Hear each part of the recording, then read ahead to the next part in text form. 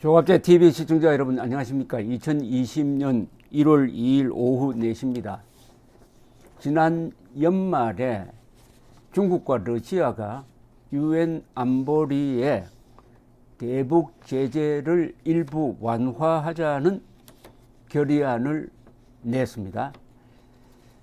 오늘 VOA 미국의 방송에 따르면 미국의 소리에 따르면은 유엔 안보리 15개 이사국 가운데 절반 이상이 중국과 러시아가 제출한 대북 제재 완화 결의안에 반대하고 있다고 합니다.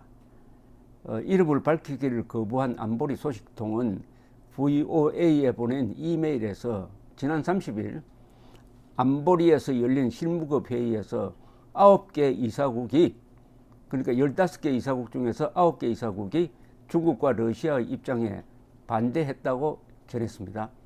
9개 이사국들은 결의안에 반대하거나 결의안이 안보리의 단계를 위태롭게 하기 때문에 결의안 초안 논의에도 참여하지 않을 것이라고 밝혔다는 것입니다. 그런데 중국과 러시아는 지난달 16일 안보리에 제출한 결의안, 대북 제재 완화 결의안 초안에서 북한의 주요 수출품인 수산물과 섬유 수출을 금지한 것, 해외에 파견된 북한 노동자 송환과 관련한 조치의 해제 등을 제안한 바 있습니다. 그런데 한국에서 놀랍게도 이 러시아와 중국의 이 대북 제재 완화에 찬성하면서 공개적으로 기자회견을 한 세력이 있습니다. 국회의원들입니다. 즉 송영길 의원 등 여야 의원 64명이 지난달 26일 대북 제재 일부 완화를 통한 북미 협상 재개 촉구, 중국 러시아가 제출한 안보리 결의안 적극 검토 필요하다는 요지의 성명서를 발표를 했습니다. 이 성명서 소개하는 이걸 주도한 사람이 송영길 의원인데 이 제목부터가 잘못됐습니다. 대북 제재 일부 완화를 통한 북미 협상 재개 촉구. 이 북미라고 하는 사람 주의 깊게 봐야 됩니다. 미북이라고 해야지 북미 하면 됩니까? 북한은 여기서 북은 북한 주민이 아닙니다. 북한 노동당 정권입니다. 우리 헌법상의 반국가 단체입니다. 미국은 우리의 동맹국입니다. 아니 우리 동맹국이 반국가 단체보다 순서에서 뒤로 가면 되겠습니까? 북미, 어느 나라든 이 키워드는 그 순서가 매우 중요합니다. 미북이라고 쓰는 사람과 북미라고 쓰는 사람은 역사관이나 가치관이 그리고 정책이 근본적으로 다릅니다. 북미 협상 재개 촉구라는 이 말 속에 이미 여기에 서명한 여야 64명은 뭘 더 중시하느냐 하는 것을 알 수가 있습니다. 간단하게 이야기하면은 북한 노동당 정권을 한미동맹이나 우리 국가 이익이나 우리 국민의 안전보다도 더 중요시한다는 뜻이 북미란 이름 속에 들어가 있는 것입니다. 이들이 주장한 내용은 이러했습니다. 더불어민주당 이용덕 의원이 제안하고 송영길 의원이 주도해 만든 공동성명이라고 되어 있는데요. 여기 보면은 민주평화당 정동영, 정의당 김종대, 추혜선, 대한신당 박지원 등 여야 의원 64명의 이름이 올라갔어요. 이들은 성명을 통해서 여기서도 북미라고 그랬습니다. 북미가 그저 새로운 길이나 새로운 계산법만을 이야기하는 것은 현재의 위기를 방치하거나 심화시킬 뿐 결코 해법이 될 수 없다.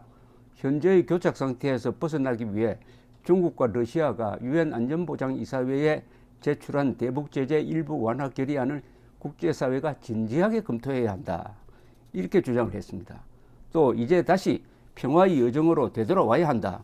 평화는 주어지는 것이 아니라 만들어가는 것이다. 북미 비핵화 협상의 진전을 목표로 인도주의적 요소를 지닌 소수 품목에 대한 제재 완화와 남북철도 도로 연결 사업의 제재 면제 등의 내용을 담은 중국 러시아의 결의안을 스냅백을 조건으로 적극적으로 검토 수용하자. 스냅백은 약속이 지켜지지 않으면 돌아간다는 뜻입니다. 이들은 또 북한이 합의를 위반하면 다시 제재를 원상 회복하는 스냅백 조치를 전제로 한다면 미국은 북한이 일부 제재 완화 조치에 만족하여 기만할 것을 두려워할 이유는 없을 것이다. 이렇게 주장을 했는데 여기 등장한 64명의 이름을 한번 기억해 놓을 필요가 있습니다.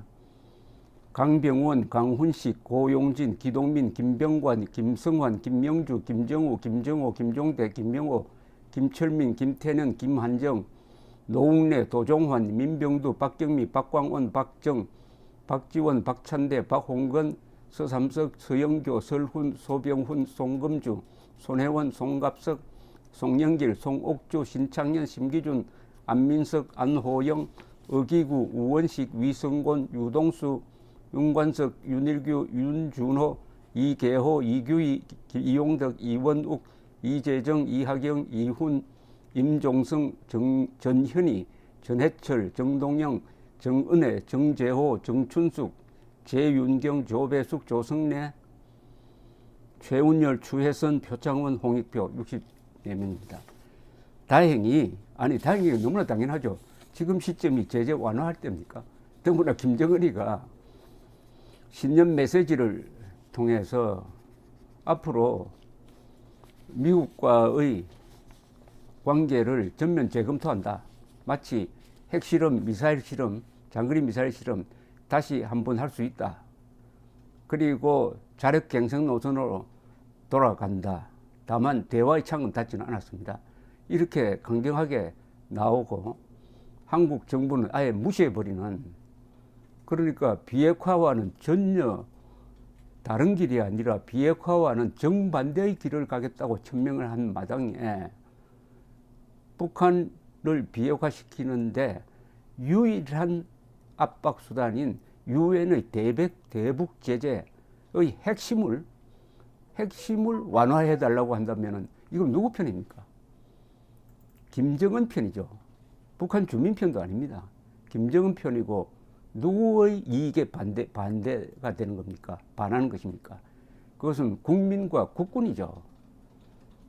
그런데 최소한 이런 64명이 합의문을 만들면은 최소한의 균형이 있어야 됩니다. 여기에 김정은에게 4.27 싱가포르 회담에서 약속했던 대로 비핵화의 결단을 내려라. 이렇게 이야기를 해야 되는 거 아닙니까? 그런 이야기는 다 빼버리고 유엔에만 일방적으로 제재를 해제하라고 하니까 이게 무슨 효과가 있었겠습니까? 그러니까 유엔 안보리 이사국 14개, 15개 나라 중에서 9개 나라가 반대한다는 거 아닙니까? 지금 안보리 15개 이사국 중에서 5개 나라가 상임 이사국입니다. 그 상임 이사국은 원자 폭탄을 가지고 있는 나라입니다. 미국, 러시아, 중국, 영국, 프랑스입니다. 이 5개 나라는 거부권을 갖고 있습니다. 그러니까 아무리 제재